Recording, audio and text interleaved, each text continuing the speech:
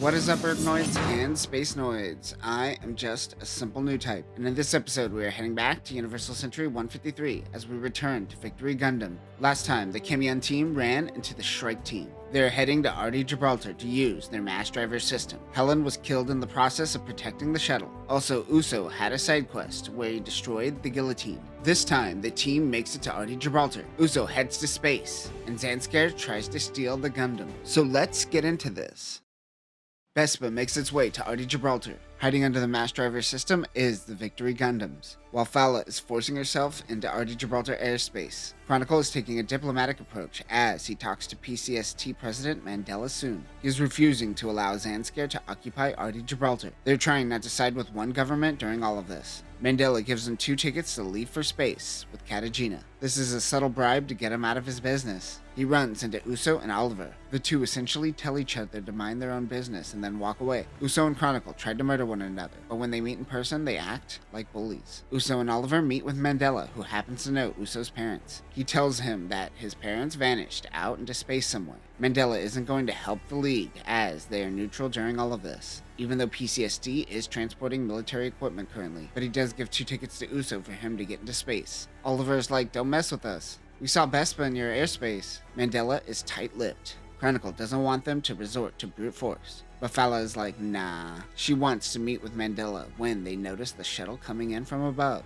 They know that the League is working with PCST. Fala sends a message to Lee and his team to begin using force. The shuttle lands and Uso and Oliver catch up with it. He sees Fala and recognizes her from the bar. But now that she is in uniform, she sees her as the one who sent Oin Young to the guillotine. Mandela tries to deflect and blame this on the Federation. Uso gets a ride back to the core fighter with Mahelia's easy gun. He doesn't want to sit in her lap, but she says, "Sit in my gun easy, boy." We learn that Mahelia's family was killed and she has been alone for her whole life. "Aw man, you're gonna kill her, aren't you?" He lands and gets into the Gundam. They can't let the mass driver get destroyed. Who's going to make the first move in neutral territory? Mahalia wants revenge for what happened to Helen. She rages when she sees the sight of the Tomliats. Lee's Tomliat team makes the first move. Lupe's team makes their appearance as well. Mahalia uses her beam saber on the Tomliat, but it uses its beam rotors as a shield. You could do that? She has a one-man army. Uso comes in and fights Lupe, but he slices up her mobile suit. She once again ejects and flees. Uso is pushing in too deep. Chronicle and Fala are in the Recarl. He tells her not to underestimate Uso. Fala approaches their mobile armor. He uses the mass driver as a shield. He is able to sense where the Recarl is through the mountains and gets a shot on it. He uses the boots to block the Recarl's attack. He goes in, but once again hesitates once he sees Fala's face. Because of this, Mahalia attacks one remaining Tomliat. She takes it out, but is also killed in the process. Uso tried to fire his rifle, but cries instead of shoots. When faced with war for the first time, many Gundam heroes think maybe I could reason with them. Maybe fighting isn't the solution, but that usually contradicts the moment, and the moment says one of your comrades is about to die if you don't make a move. Uso, like many heroes, has to learn this the hard way. While Uso and the gang are on Earth, a fleet battle is happening in space between the League and Zanskar.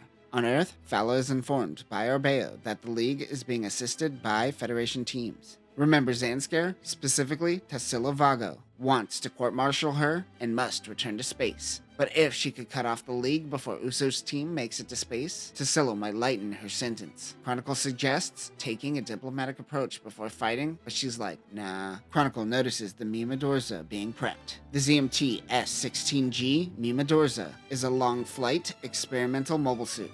Beam rotors so far have been attached to the forearm when in mobile suit form, and had limited mobility. The Memedorza mounts the beam rotors on the shoulders. New thrusters in the legs help with the mobility. However, this unit doesn't get mass-produced. Weapons include a beam shield, a mega machine cannon, a mega beam gun on the shoulders, a beam saber, and a beam rifle. The Shrike team holds a funeral for Mahalia. They all pay their respects by putting lipstick on her. Still looking good even in death. Chronicle gives one of his tickets to Katajina. He tells her to head out and wait for him. He is going to try to do something to protect her. Chronicle enters PCST to retrieve his comrades' dead bodies. He says, "You guys gotta believe me, I'm not like the others." They in fact don't believe him. Uso wants to know where Katajina is, but he lies to him. That is when Shakti finally gives him the letter. It says that she is going to try to spy on Vespa. He, Shakti, and the kids go to look for her. He tries to stop her and even wants to go with her. She's like, "Yo, you got Shakti behind you. Why are you doing this to her?" She leaves for the shuttle just as Vespa approaches. Fala and Vespa attack and demand that RD Jialter surrender. Chronicle tries to stop Fala so Katajina can launch, but she doesn't listen. The Shrike team goes in to attack, trying to get Mandela to help the League. Romero tells him of Kayla Gouillet's ability to strike Earth. Stupid French words. This is a space fortress that we will see in the future. Uso heads back to the Gundam and launches. Coming from the sea is Quan Li in the Memedorza. His beam blasts are getting dangerously close to the mass driver. Uso handles the Ricarl and Tomliats. Lupe and a new Tomliat goes in to attack the Shrike team. He throws his beam rotors, hitting the mass driver. Kate goes in to prevent the mass driver system from falling. Lee takes advantage of the situation and stabs Kate Bush's cockpit, killing her. She ain't running up no more hills. This enrages Uso, who begins punching Lee. The Ricarl goes down and crash lands in the water. The escape pod ejects with Fala, but the pilot, Mechet, stays behind. The Ricarl explodes. Katajina makes her escape with Chronicle's Tomliat holding Fala's escape pod. He's hitching a ride to space, the same way Grandpa did at the end of G Gundam. Yeehaw! As they make it to low Earth orbit, they approach a Salamis-class ship on fire. Chronicle notes that Kayla Gouillet probably attacked them. Fala wonders why Mechet gave her life for someone who is a dead woman walking. Uso blames himself on Kate's death. They both cry-yell at one another. Unfortunately, Kate's Gun-Easy is now a foundational support structure and stuck there permanently. You guys don't want to grab her body or something? You did all that work for Mahalia, but you just leave Kate Bush? The League was able to use the mass driver by forcing PST to let them use it. Shakti is going to stay behind. Odello and the kids are staying as well. Uso bids them farewell. However, Susie can't find Odello. He and Warren Trace sneaks on board the shuttle. They launch into space. On Fala and Chronicle's shuttle, they learn of the Bagley team. They are a Federation team that has been reassigned to work with the League. They're attacking Kayla Gouillet. Chronicle goes in to assist. He finds that one Claw-class ship is fighting senselessly alone. He convinces the fleet to surrender instead of dying here. They also now have a captured Federation ship. Debris hits Uso's ship. The captain goes out to patch up some cracks in the hull. They use a beam shield to prevent the captain from getting hit. But the beam shield fails and a giant piece of debris knocks him out. Uso and the kids go out to help him. As he looks out at Earth, Uso unlocks a new fear. They head back to the shuttle with the captain. Uso wants to use Victory Gundam to shoot debris, though he has no experience piloting in space. Fala and Chronicle have a meal with Captain Tassila Vago. After they finish, he sentences her to exile and makes Chronicle carry out the sentence. While shooting debris, Uso finds a floating house. It has mobile suits parked outside. He gets out and explores to find a bunch of sickly soldiers demanding they leave. They don't want any help from the Federation. Chronicle gives Fala 3 days of oxygen before launching her out into space. She even gets a color guard team to fire off their guns. But they're in space, so nothing goes off. I just thought that was adorable. The people Uso found are a Federation squad hiding from a previous battle on the verge of running out of oxygen, but the commander's pride won't let him get any help. Uso gives them some reserve oxygen tanks. He learns that his name is Godwald Hein. Uso takes off saying Casarelia, which is not just his home, but apparently it means farewell in his native tongue, Japanese. Hey, wait a minute. A Zanskar ship approaches them. It is a Sinope-class ship carrying Zolotes. We broke down the Zolote in our coverage of Crossbone Gundam Ghost. Go give that a watch. The Sinope-class ship is more of a space patrol class than a vessel. It can store 2 mobile suits, typically Zolotes, and it has a 10-tube missile launcher.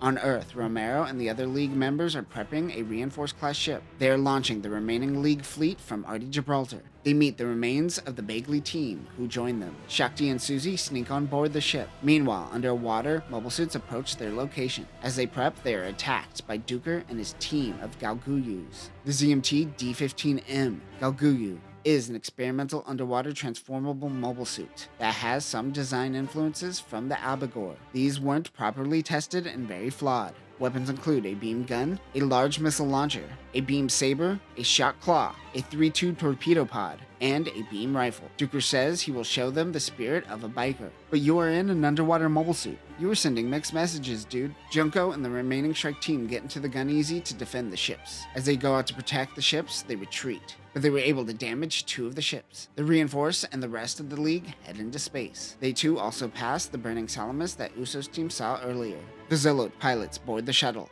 They take them and Victory Gundam as prisoner. They board the ship to find more children. They were from Highland. Highland is a large solar battery satellite which wirelessly sends energy directly to Earth. It currently isn't in use, however. Vespa is using the children as puppets to drive out their parents and force them to surrender. Might as well make shields made of children at that point. Uso and the kids find some insecticide and use it to distract the Vespa soldiers. Why is there insecticide on a ship? Oh, is it because all the Zans scare mobile suits look like bugs? Does insecticide work on mobile suit bugs? They head back to the shuttle and Uso gets into the Gundam. He goes in to attack the Zolotes. One shoots at the Gundam, but he detaches the boots and gets behind the mobile suit. He captures the pilot from behind, forcing the Sinop team to leave them alone in exchange for their pilot back. They retreat and pretend they didn't see anything. Meanwhile, Shakti looks for Uso out in space. And that will do it for this episode. We finally made it to space in this series. Uso learns the struggles of war like everyone else does, head on. However, he learns that he can't open the hearts and minds of some. Next time, we meet the Queen of Zanskar, Maria. Dooku gives him a briefing in the form of a recap episode, and the kids give Chronicles men diarrhea. But that will do it for now, new types. Remember, if you're fighting Zanskar, always carry a can of insecticide. Peace.